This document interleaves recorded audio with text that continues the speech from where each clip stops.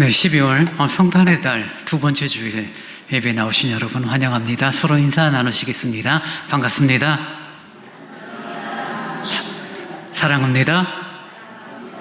세 번째 인사죠. 하늘의 복 많이 받으세요. 이제 다 함께 일어나셔서 묵도하심으로 주일 예배를 하나님께 드리겠습니다.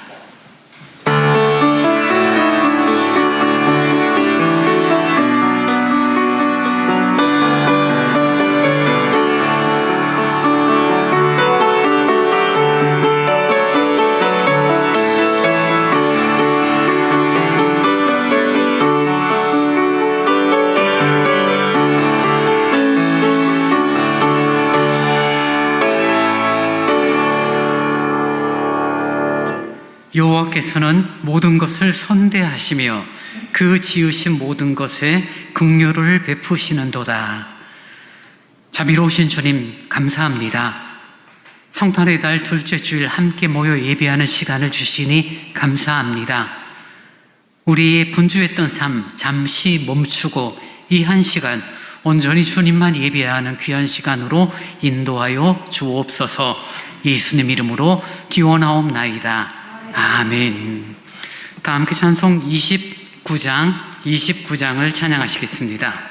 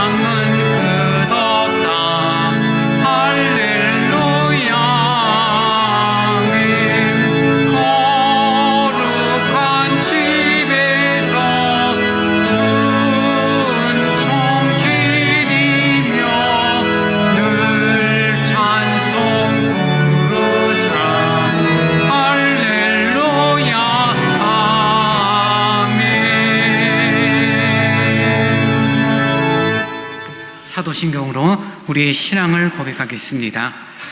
전능하사 천지를 만드신 하나님 아버지를 내가 믿사오며 그 외아들 우리 주 예수 그리스도를 믿사오니 이는 성령으로 잉태하사 동정녀 마리아에게 나시고 본디오 빌라도에게 고난을 받으사 십자가에 못 박혀 죽으시고 장사한 지 사흘 만에 죽은 자 가운데서 다시 살아나시며 하늘에 오르사 전능하신 하나님 우편에 앉아 계시다가 저리로서 산자와 죽은 자를 심판하러 오시리라. 성령을 믿사오며 거룩한 공회와 성도가 서로 교통하는 것과 죄를 사하여 주시는 것과 몸이 다시 사는 것과 영원히 사는 것을 믿사옵나이다. 아멘. 성시교도 115번입니다. 주보를 참고하셔서 교독하시겠습니다. 성문으로 나아가라, 나아가라. 백성이 올 길을 닦으라.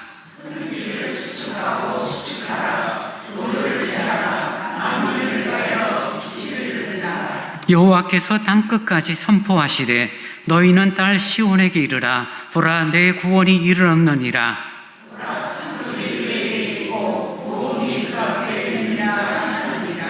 사람들이 너를 일컬어 거룩한 백성이라. 여호와께서 구속하신 자라 하겠고,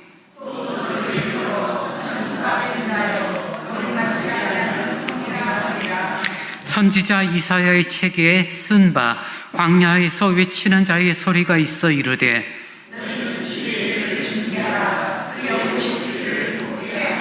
모든 골짜기가 메워지고 모든 산과 작은 산이 낮아지고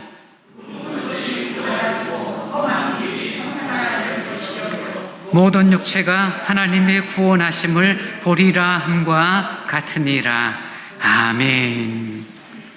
찬송 120장을 함께 찬양하시겠습니다.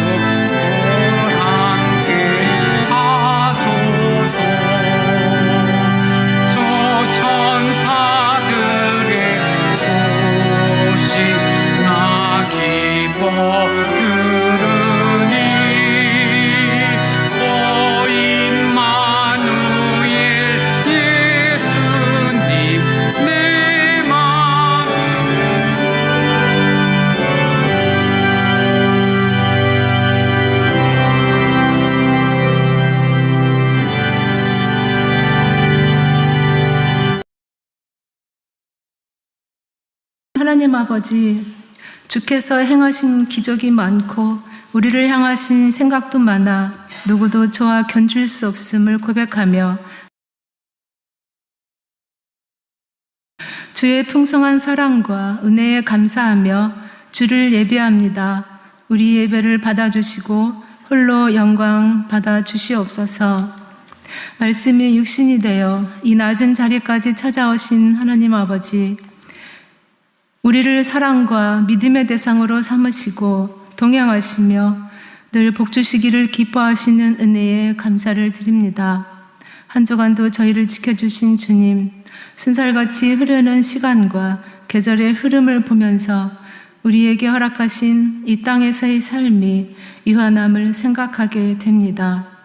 우리의 인생이 주께 붙잡혀 있음을 고백하며 하나님의 일하심은 세상의 방법과 다른 세상 권력과 부와 명예를 동원하시는 것이 아니라 주님이 모범을 보이신 것 같이 견뎌야 하고 기다려야 하고 용서하며 하나님의 뜻에 순종하는 우리를 통해 동행하신 줄을 믿습니다.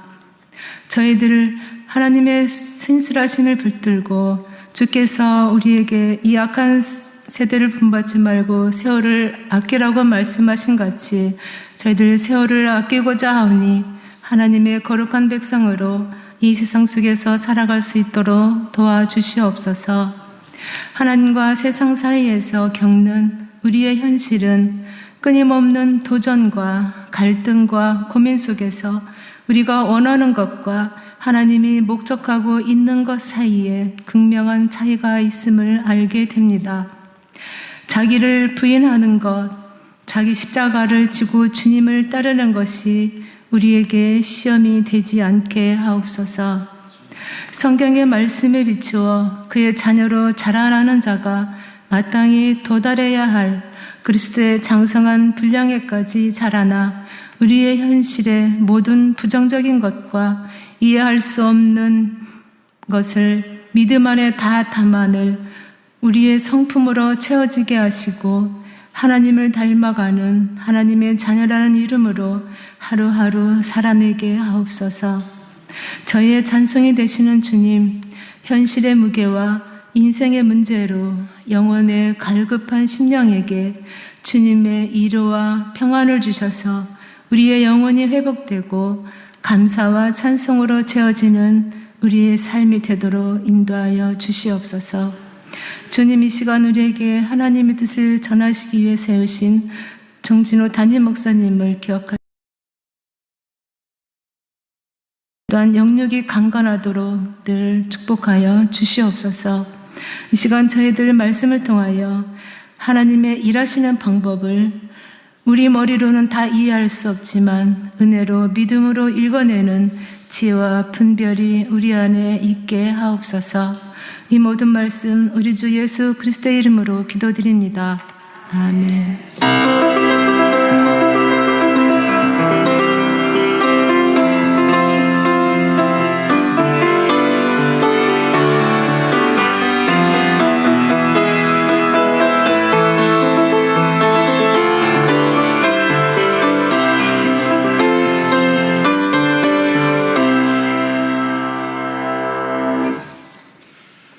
이 시간 우리에게 주시는 하나님의 말씀은 누가복음 2장 1절로 7절의 말씀입니다. 누가복음 2장 1절로 7절의 말씀을 제가 봉독합니다.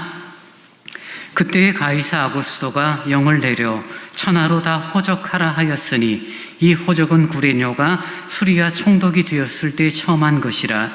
모든 사람이 호적하러 각각 고향으로 돌아가매 요셉도 다윗의 집 족속이므로 갈릴리 나사렛 동네에서 유대를 향하여 베들레헴이라 하는 다윗의 동네로 그 약혼한 마리아와 함께 호적하러 올라가니 마리아가 이미 잉태하였더라. 거기 있을 그때에 해산할 달이 차서 첫 아들을 낳아 강보로 싸서 구유에 누였으니 이는 여관에 있을 곳이 없음이러라. 아멘. 교회 소식 전합니다. 저희 서울대광교회 처음 오신 분들 또 방문하신 분 진심으로 사랑하고 환영합니다. 12월을 보내고 있습니다. 성탄의 달입니다. 성육신하신 예수님을 닮아가는 저와 여러분이 되기를 원합니다. 예배 전 기도회 10시 반이고요. 수요 집회 수요일 10시 반인데 함께 기도와 말씀의 자리에 해주시기 바랍니다. 12월 교회 일정입니다. 다음 주일은 각 기관 총회가 있고요. 점심 식사가 제공이 됩니다. 그리고 그날 모든 순서 마친 이후에 당회가 있겠습니다. 25일 목요일은 성탄절 예배가 11시에 있고요. 그래서 다음 주 26일 주간 그 다음에 1월 1일 주간에는 수요 집회는 모이지 않고 성탄절 예배로, 그리고 1월 1일 신년 예배 11시로 그렇게 모이도록 하겠습니다. 특별히 1월 1일 신년 예배 때는 성찬식이 진행이 됩니다. 그래서 우리 세례 받으신 분들 다 성찬식에 참여하시게 되고요.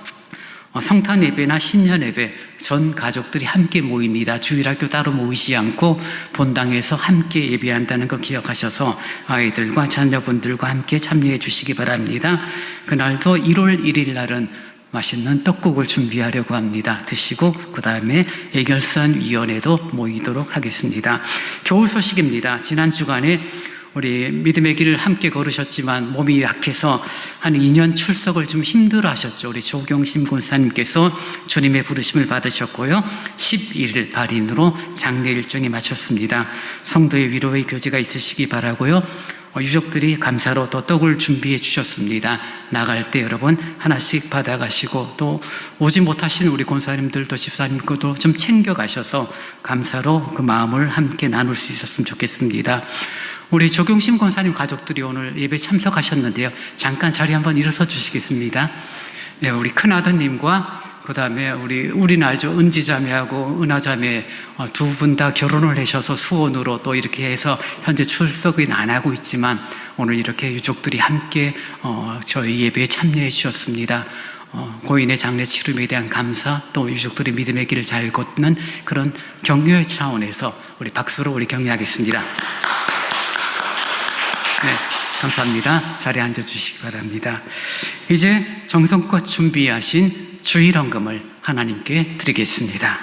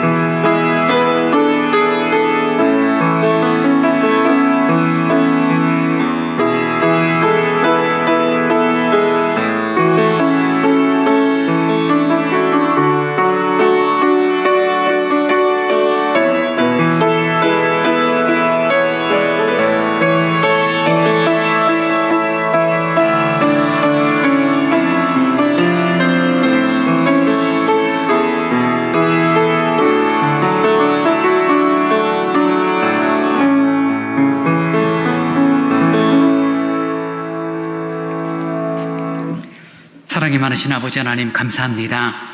하나님을 예배하는 귀한 시간을 기억하게 하시고 헌금을 드리게 되니 감사합니다. 많은 것 넉넉한 삶은 아니오나 우리의 시간과 삶을 인도하시되 가장 선하게 이끄신 하나님의 은혜가 감사하여 헌금을 드립니다. 11조의 예물로, 감사의 예물로, 선교 헌금으로 항상 하나님의 은혜 주심에 대한 감사의 마음으로 주께 드리는 이 헌금을 받으시고 하나님의 거룩한 뜻을 따라 교회를 위하여 복음을 전하는 곳에 합당하게 쓰여지도록 하나님 함께하여 주옵소서. 특별히 장례 후 상한 마음을 위로하신 하나님의 은혜에 감사하며 함께 예배에 참여한 우리 고 조경심 권사님의 유족들을 위로하시고 하늘의 신령한 은혜로 함께하여 주옵소서. 고인이 귀히 여겼던 믿음 신앙을 아름다운 유산으로 여기고 감사로 그 뒤를 따라가는 우리 모든 유족들이 되도록 함께하여 주옵소서. 감사합니다. 예수님 이름으로 기도하옵나이다. 아멘.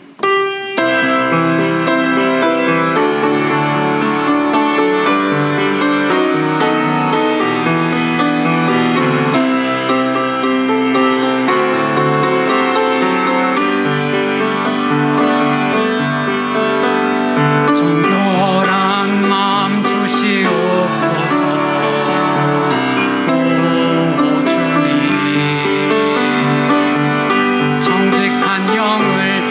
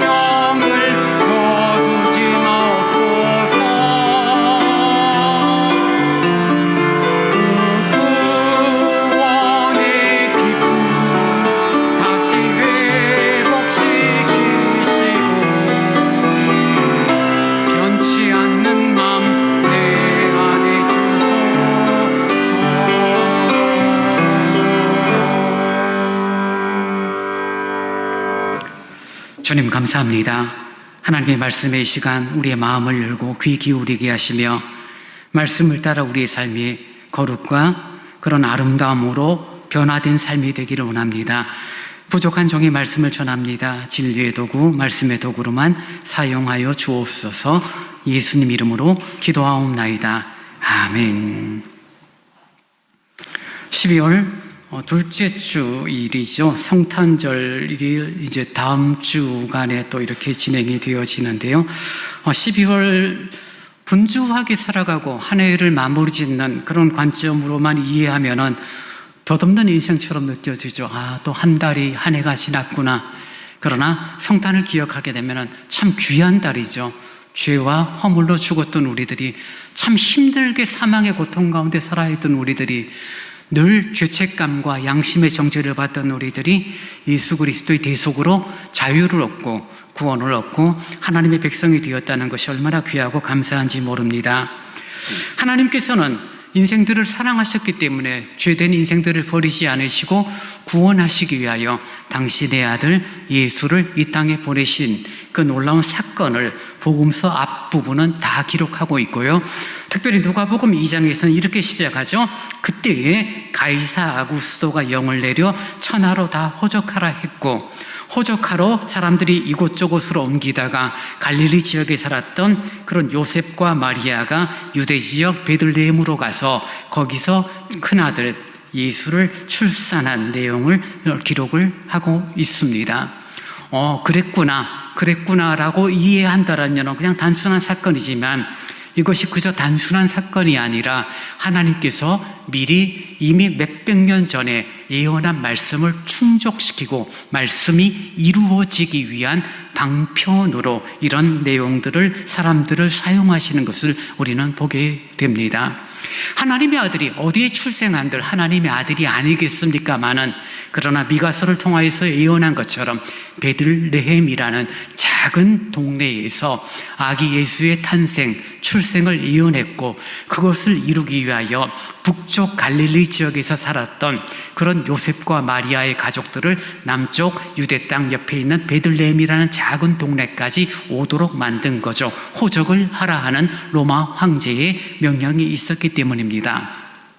로마 황제가 호적을 하라 한 이유는 여러 가지 이유가 있겠지만 가장 큰 것은 세금의 문제겠죠. 정확한 인원을 파악해서 세금을 걷어야 되고 군역을 또 부과해야 되는 그런 문제도 있기 때문에 우리들이 속한 우리의 식민지의 나라들이 몇 명인가, 얼마만큼의 세금을 거둘 수 있는가, 그런 통계를 잡기 위하여 호적을 명령하게 됐고, 그 명령에 따라 많은 식민지에 있었던 유대인들뿐만이 아니라 사람들이 각각의 고향으로 돌아가서 호적을 하고 이른바 주민 등록을 하게 됩니다. 그래서 정확한 수가 나오고 그 수에 따라서 세금을 거두든 또는 군대를 보내든 그런 일들을 나라가 정치적으로 하게 되고, 그 일을 명령했던 사람의 이름이 가이사 아구스도라고 성경은 기록하고 있습니다. 성경에서 사람 이름이 기록되고 혹은 반복적으로 드러나는 그런 사람 이름이 있는 것은 하나님이 지금 그 사람을 사용하시고 쓰고 계시다라는 의미가 되어집니다. 물론 이 가이사 아구스도가 그럼 하나님을 믿는 신실한 사람이었느냐, 이 사람이 하나님 쓰시기에 합당한 그런 인물이었느냐, 그런 관점은 전혀 아니에요. 로마 황제였고 이는 하나님을 알지 못하는 사람이었고 믿음도 없는 사람이었고 미가서의 예언도 알지 못하는 사람이고 그저 자신의 그런 나라를, 로마라는 이런 제국을 더 번성시키기 위하여 그런 세금을 거두기 위하여 호적하라는 명령을 내린 그런 한 사람에 불과합니다. 믿음과는 아무런 상관이 없어요. 그런데 우리들이 이 가이사 아구스도라는 사람을 통하여서 하나님께서 호적하라는 명령을 내리게 하시고 구약의 예언을 이루시고 우리의 역사와 우리의 삶을 이끌어 가시는 그런 하나님의 방편과 하나님의 역사를 저희들이 조금 생각할 수 있었으면 좋겠습니다. 이 가이사 아구스도는 왕이 되기는 그의 이름은 옥타비아누스라는 이름이었어요. 호민관이었죠. 그가 악티움 해전에서 클레오파트라라는 사람과 전쟁, 이집트 여왕이었죠. 전쟁을 해서 그 악티움 해전에서 승리를 한 이후에 로마의 왕이 되고 그때부터 이름을 황제라고 일컬죠. 로마의 첫 번째 왕이 아닌 첫 첫 번째 황제가 바로 이 옥타비아누스고 그가 이름을 바꾸게 됩니다. 가이사르 아우구스투스라는 이름으로 바뀌게 되고 우리 한글로 바꾸면 존엄자. 그때부터 황제는 신의 아들이다라는 그런 어떤 평가를 받게 됩니다. 이 사람이 하나님을 알지도 못하고 구약도 알지 못하지만 그저 자신의 나라를 위하여 호적하라는 명령을 내렸고 그 호적의 명령을 따라 많은 유대인들이 이동을 하게 됩니다. 그리고 베들레헴이라는 유대 족속의 고향으로 가서 호적을 하는, 등록을 하는 그 과정에 아기 예수의 탄생을 오늘 성경이 우리에게 말해주고 있습니다. 여러분, 만약에 옥타비아누스, 아우구스투스라는 이 로마 황제가 없었다라면은, 만약에 없었다라면은 성경에서 미가서에서 5장 2절에서 예언이 되어지고 이 베들레헴이라는 작은 그런 마을에서 정말 이 땅을 다스리고 이 땅을 구원할 구세주가 탄생한다는 메시지가 어긋나져 버리죠. 하나님은 말씀하셨고 말씀한 대로 이루시는데 하나님은 누구를 통해서 이루어 가시느냐면 바로 사람들을 통해서 이루어 가신다는 것입니다. 하나님께서 하나님의 역사를 이루어 가십니다. 믿음이 있는 사람을 통해 역사를 하시기도 하지만 때로는 아무런 하나님과 관계없고 하나님을 알지도 못하는 사람, 그래도 그런 사람들을 통하여서도 하나님께서는 당신의 거룩한 뜻을 이루어 가시는 거죠. 출애굽할 때 하나님은 모세를 세우셨습니다. 모세를 통하여 출애굽할 때 그저 출애굽시킨 것이 아니죠. 애굽 왕 바로라는 그런 적대시하고 하나님을 알지 못하는 사람, 그의 마음을 강팍하게 하사 유대인들을 괴롭히고 모세를 힘들게 하는 그런 과정을 통해 유대인들이 어쩔 수 없이 나왔죠. 왜냐하면 이미 살고 있는 애굽에서의 생활은 너무나 행복한 삶이었거든요. 충분히 먹을 만했고 많은 부를 누리고 있었고 애굽 왕 바로가 갑자기 그 마음이 강팍해지고 이들을 노예 취급하고 이들을 사람을 힘들게 하니 모세가 우리의 고향 가나안 땅으로 가자라는 말을 하나님의 말씀을 전할 때 그때 백성들이 따라오죠. 힘드니까요. 그런 힘든 상황, 바로 왕의 압정이 없었더라면 아마 유대인들은 우리가 왜 가나안 땅에 가야 돼? 여기가 좋은데, 이 고센 땅은 비옥한 땅이야. 충분히 먹을 수 있고 우리의 부를 축적할 수 있는 장소인데 왜 여기를 버려두고, 그것도 1, 2년이 아니라 400년 넘게 살았던 이 땅을 버려두고 전혀 알지 못하는 땅? 우리 선조 아브라함이 말했지만 사실 나하고 아브라함은 아무 상관없잖아 라고 말했을지도 모릅니다.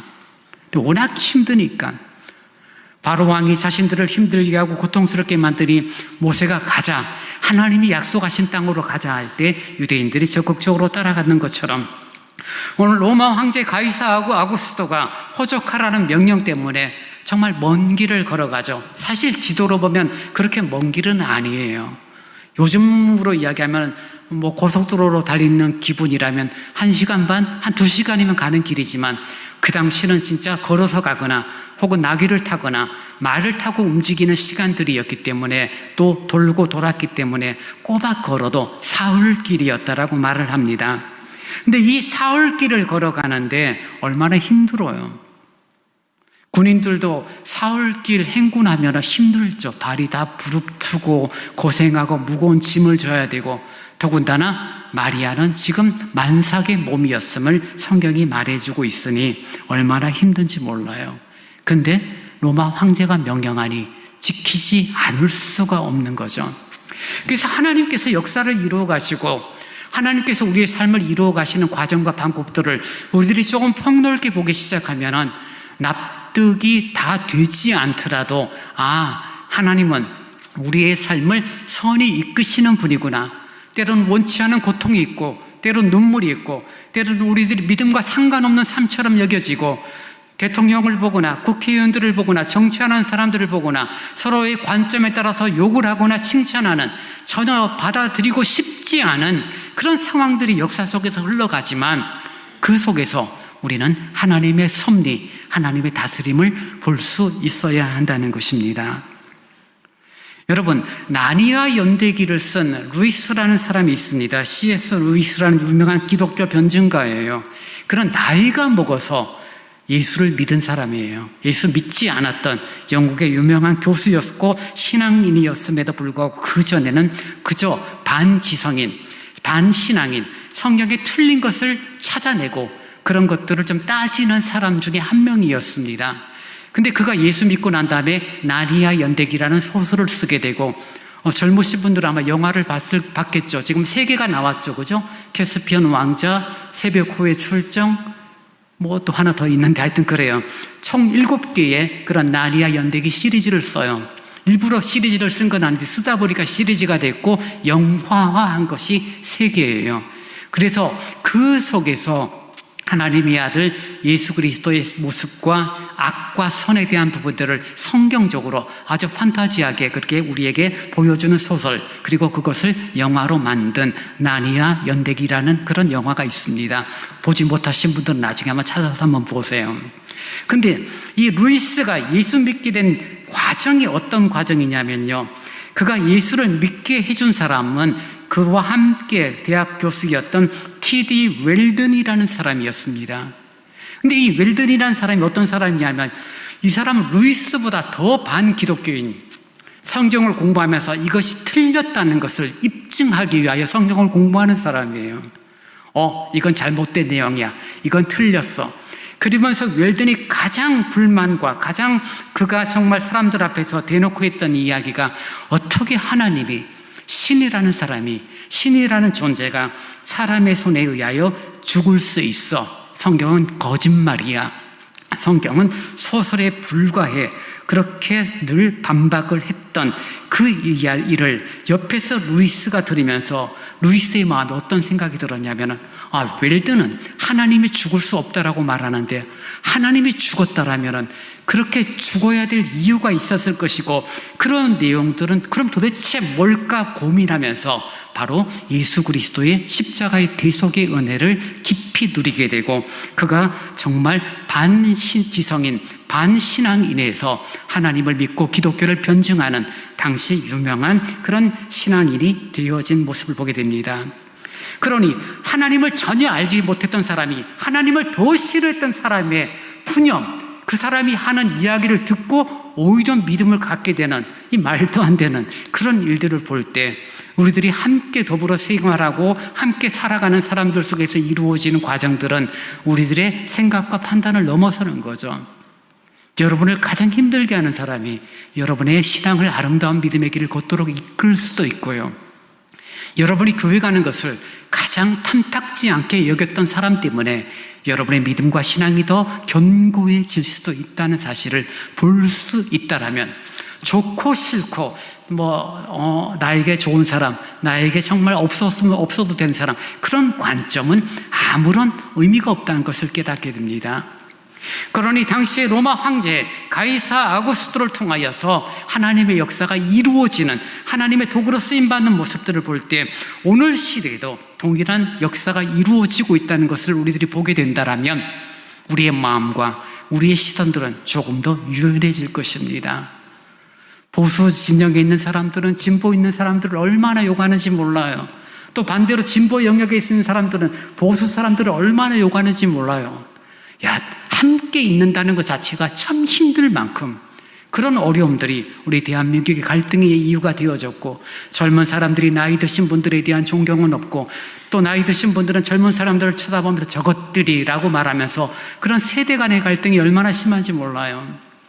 20대 남자들이 보는 관점과 20대 여자들이 보는 관점도 얼마나 서로 반대가 되는지 몰라요. 대화가 안 된대요. 힘들 때요.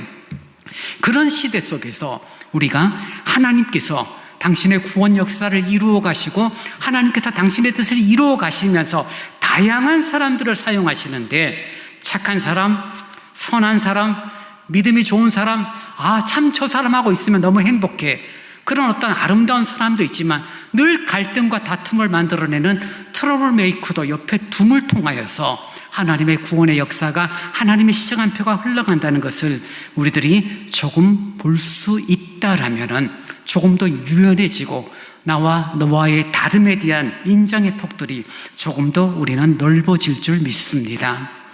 여러분, 기독교가 욕먹는 이유, 기독교인들을 통해서 사람들이 정말 손가락질하는 이유 중에 하나가 뭐냐면 예수쟁이들은 너무 편협해라는 거예요. 진리는 하나니까 배타적일 수밖에 없는 건 맞아요. 예수 그리스도가 하나님의 아들이요, 그분의 십자가의 보혈이 우리의 죄를 사했다는 진리는 왜곡될 수가 없죠. 다른 게 보태어질 수 없으니까 편협적이고 배타적일 수밖에 없어요. 근데 그 진리가 편협적이고 배타적이라는 것 때문에 우리들의 생활도 글로 편협적이고 배타적인 생활을 하면서 마치 내가 진리를 잘 지키고 믿음의 길을 잘 걷는 것처럼 착각하는 부분 때문에 사실 세상 사람들이 교회를 욕하고 예수 믿는 사람들을 나쁘게 평가하는 거죠. 예수를 욕하는 세상 사람들은 없어요. 예수 믿는다는 사람들이 싫은 거죠. 왜요? 그들의 행동과 그들의 말이 예수와는 전혀 상관없고 이기적이고 편협적이고 진리 때문에 배타적인 게 아니라 내가 조금이라도 손해보지 않으려고 배타적이고 내가 조금이라도 내 이익을 갖추기 위하여 편협적인 그런 행동들, 생활들을 하고 있기 때문에 어떤 면에서 손가락질을 당하는 것입니다. 그래서 우리는 하나님께서 역사를 주관하시되 특별히 우리를 사랑하기 위해 당신의 아들, 가장 존귀한 아들을 가장 낮은 구유에까지 이끄시는 과정을 볼 때 믿지 않는 사람들을 통하여 역사하시는 것을 보게 됩니다. 로마 황제예요. 자칭 신의 아들이라고 일컫고 믿는 자들을 괴롭혔고 정말 긴 시간 동안 믿는 사람들이 로마에 살면서 얼마나 고통을 당했는지 몰라요. 근데 그가 호적이라는 명령을 통하여서 베들레헴에서 출생하는 미가서 5장 2절의 말씀을 이루고 하나님의 구원의 역사를 정확하게 이루어가도록 이끄시는 하나님의 역사를 저희들이 조금 볼 수 있다라면 어떤 면에서 여러분을 가장 힘들게 하는 사람, 여러분을 가장 괴롭히는 사람 때문에 내 삶이, 나의 시간이 더 유익해지고 아름다운 모습으로 이끄시는 하나님의 방편일 수도 있다는 것을 우리는 좀 유연하게 볼 수 있었으면 좋겠습니다. 믿음이 좋으면 하나님께서 늘 좋게 인도하실 거야. 말씀대로 살면 하나님은 늘 형통한 길로 이끄실 거야. 예, 성경이 말하고 있으니까 맞는 말이죠. 근데 성경은 믿음이 좋다라고 해서 그리고 내가 선하게 산다라고 해서 모든 것이 형통하고 모든 것이 아름다우냐? 꼭 그렇지는 않아요. 그러니 성경에서 말하는 내게 유익하고 내게 이익이 되어지는 말들만 받아들이는 것이 아니라 때로는 좀 부담스럽고 어떤 면에서는 불편할 수도 있지만 그 말씀을 들을 때 믿음은 고난이 함께 온구나. 형통함도 있지만 고난도 있구나. 그러나 그 모든 것들을 하나님께서 합력하여 선을 이루어 나가시는구나라는 것들을 저희들이 좀 이해하고 볼 수 있으면 좋겠습니다.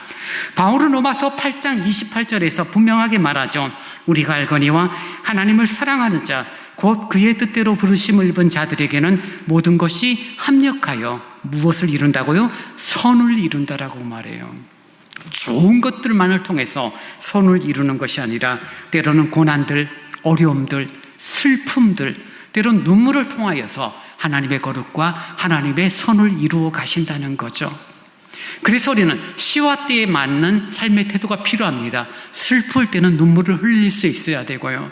기쁠 때는 마음껏 웃어야 되고, 나눌 때는 넉넉하게 나눌 수 있어야 되고, 또 얻을 때는 감사로 얻는 그런 마음들, 시와 때에 맞는 삶을 살아가시는 하나님의 손길을 따라가는, 순종하며 나아가는 그런 우리들의 모습이 있어야 합니다.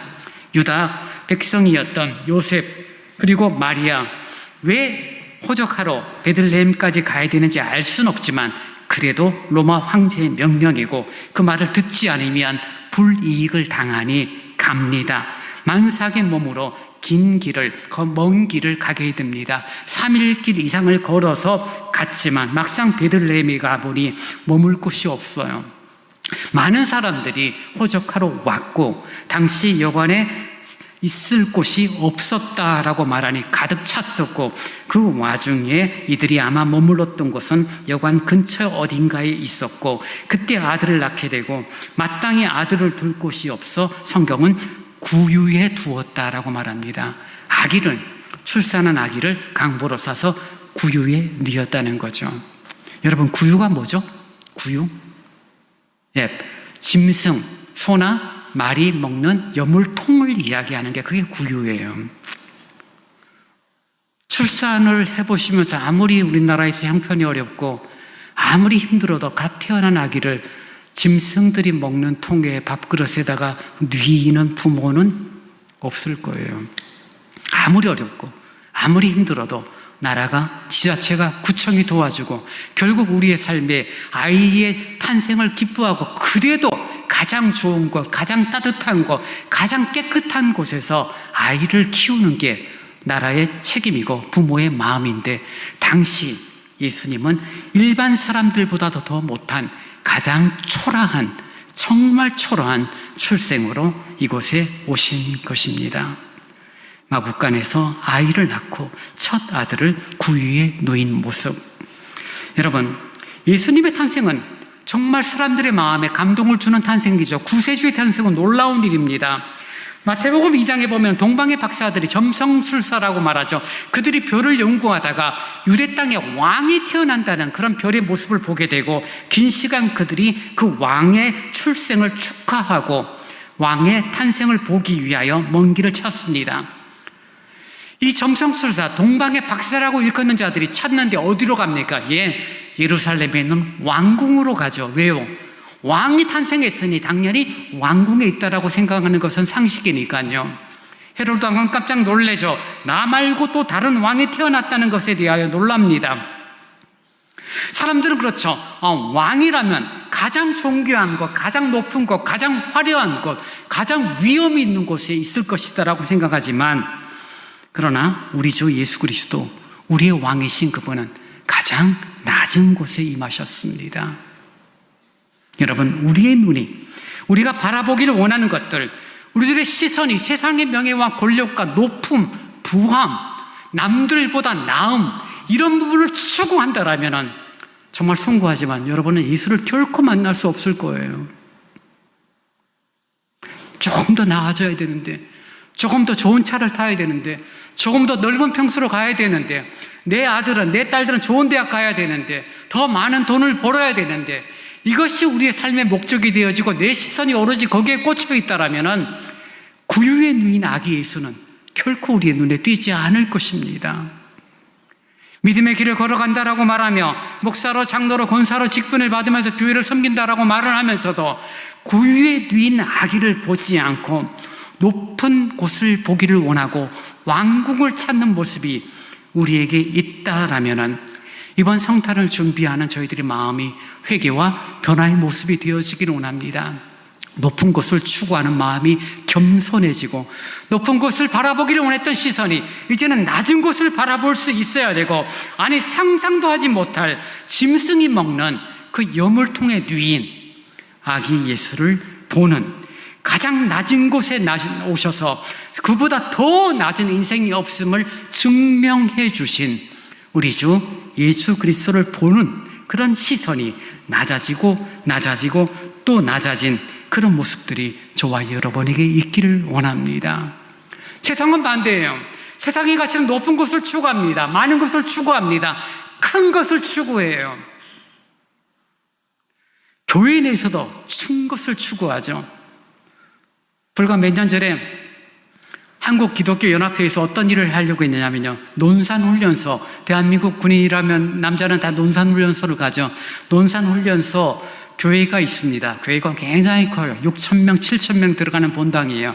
그것을 짓고 난 다음에 기네스북에 올리기 위해서 세계에서 가장 큰 십자가를 그 연무대 교회 앞에 짓자라는 운동을 벌이기 시작합니다. 그래서 브라질에 가면은 리오데자네이루에 예수상이 있잖아요. 그거보다 더 큰 십자가를 짓겠다는 거죠.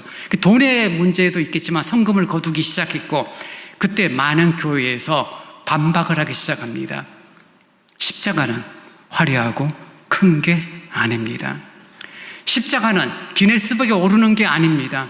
십자가는 그리스도의 사랑이었고 낮아짐이었고 죽음이었고 고통이었고 대속인데, 가장 크게 만들어서 기네스북에 올라간들, 그리고 멀리서 몇 킬로 밖에서도 충분히 보인다고 해서 신앙이, 기독교 신앙이 기독교가 더 아름답게 전해지는 것도 아닐 것입니다라는 그런 반박이 시작되어지고, 결국 그런 추진했던 사람들이 결국 흐지부지. 저는 한국교회가 소망이 있구나, 크고 화려하고 높은 것을 추구하는 사람들이 대부분이라고 생각했는데 그래도 아직은 한국교회에서는 복음을 알고 믿음을 말하고 있고 신앙을 말하고 있구나. 세상 사람들이 추구하는 크고 높고 존귀하고 화려하고 위엄 있고 그런 모든 것들을 좋아하는 세상의 가치가 아닌 가장 낮아지고 구유에 놓인 예수를 닮아가고 그 예수를 따르고 예수와 함께 하기를 원하는 그 모습이 바로 합당한 신앙이었기 때문에 가장 큰 십자가 만드는 운동에 대해서 반대하고 결국 흐지부지하게 만들었던 모습을 바라보며 한국교회가 그래도 소망이 있구나라는 개인적인 생각을 한 적이 있습니다. 저는 제 생각이 무조건 옳다, 진리다라고 말하고 싶진 않아요.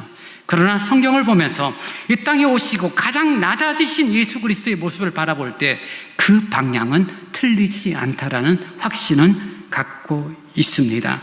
하나님은 요셉과 마리아를 통하여 정말 가장 낮은 곳에 태어나신 아기 예수를 기뻐하십니다. 영광을 받으십니다. 동방의 박사들은 한 헛걸음을 했지만 다시 찾아와서 그에게 황금과 유향과 몰약이라는 자신이 들을 수 있는 최선의 것으로 경배하며 기쁨으로 그들의 발걸음이 옮겨진 것을 보게 됩니다. 사랑하는 여러분, 우리들의 신앙, 우리들의 믿음을 다시 한번 돌아보십시다. 세상처럼 화려하고 높고 남들보다 많은 것을 가지는 것을 추구하는 삶이 아니라 하나님의 말씀을 따라 하나님의 말씀이 말하고 있고 말씀대로라는 그 귀한 가치를 저와 여러분이 좀 함께 좀 바라보고 함께 좀 추구하는 모습이 있었으면 좋겠습니다. 어려움은 분명히 있을 거예요. 사람들에게 별로 인정을 받지 못할지도 몰라요. 이런저런 마음 상하는 일들이 있을지도 모릅니다. 그러나 그런 문제는 정말 아무것도 아니죠. 조금의 시간이 지나 보세요. 어느 자료를 보니까 이런 내용이 있어요. 여러분, 서울 쪽은 덜하지만 조금 외곽이나 시골로 가면은 지금 때가 안개가 참 많이 껴요. 아침에 안개가요. 겨울 이렇게 추수 끝나고 그러면 여기서부터 저쪽 산까지 뿌해요. 도로가 운전하고 가는 분 안개주의보 내리고, 근데 그날 오후 되면은 아주 맑은 날씨가 되지만 어쨌든 안개가 있습니다. 그래서 여기서 이런 불암산까지 안개로 가득 있다고 보죠. 근데 그걸 다 모아서 물로 만들면 양이 얼마나 되는 줄 아세요? 깜짝 놀랐어요. 여기서 불암산까지 그 넓은 지역에 안개가 쫙 깔려서 앞이 잘 보이지 않는데 그걸 다 모아서 물로 만들면요, 우리가 커피 마시는 컵의 반의 반밖에 안 된대요. 이해되세요, 여러분? 정말 아무리 그래도 그만큼밖에 안 될까? 정말 운전하기 불편하고 힘들고 앞이 캄캄하고 정말 불편한데 압축해서 보니까 물 한 컵밖에 안 되는 그 안개. 우리를 살아가면서 안개처럼 힘들게 하고 우리를 방황하게 만들고 우리를 어렵게 만드는 일들이 있어요. 분명히 믿음이 있다라고 해서 있어요. 예수 잘 믿는다고 해도 어려움이 있죠. 근데 그거 나중에 이렇게 모아보면 물 한 컵밖에 안 돼요. 컵 하나밖에 안 되는 거예요.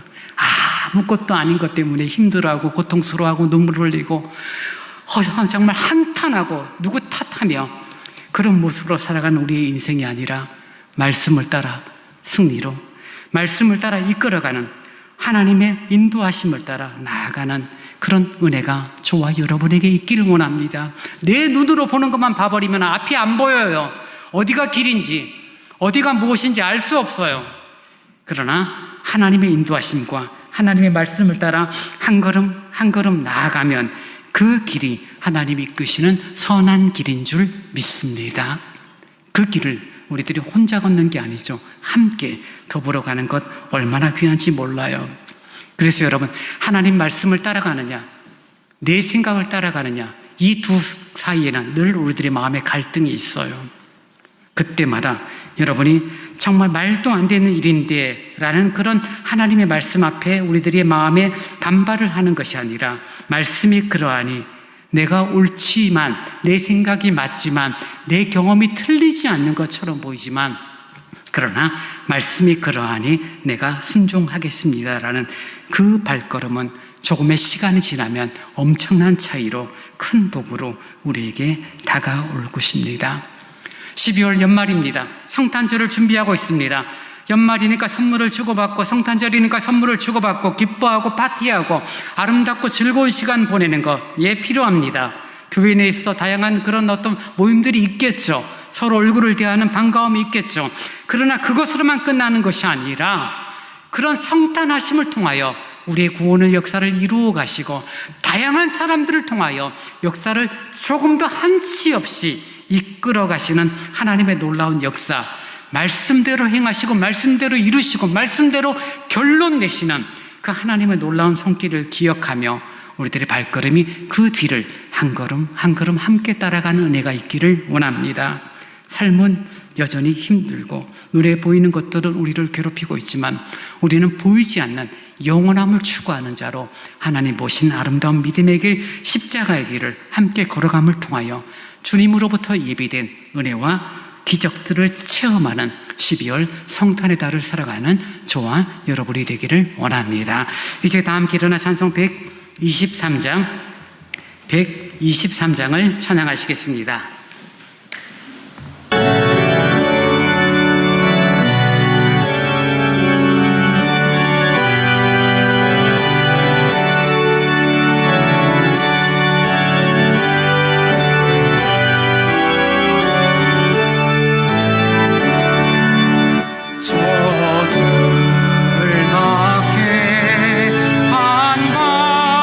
한밤중에 양틈에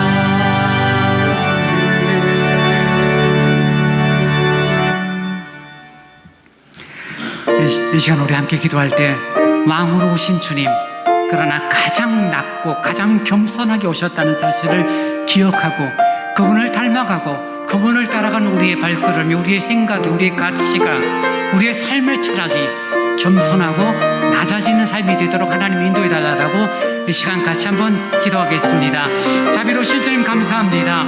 우리를 부르시고 하나님의 자녀가 되게 하시고 가장 낮게 오신 예수를 닮아가는 자로 저희를 부르시니 감사합니다.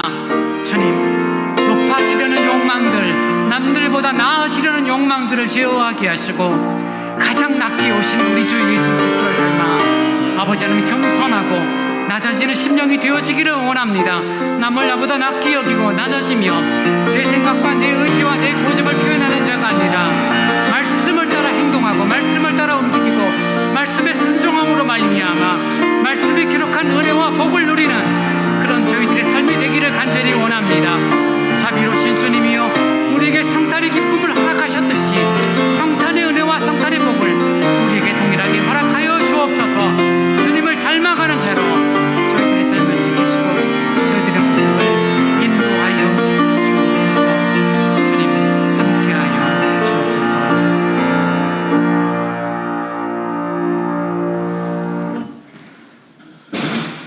지금은 우리 주 예수 그리스도의 은혜와 우리 아버지 하나님의 무한하신 사랑하심과 성령님이 함께하시며 위로하시며 서로 교제케 하심이 가장 낮고 비천하게 오신 예수를 닮아 겸손하며 낮아지며 하나님의 사람으로 합당한 그런 신앙의 삶을 살기를 원하는, 그런 성탄의 달을 살아가기를 원하는 모든 예배자들 위해 이제로부터 영원토록 함께 있을지어다. 아멘.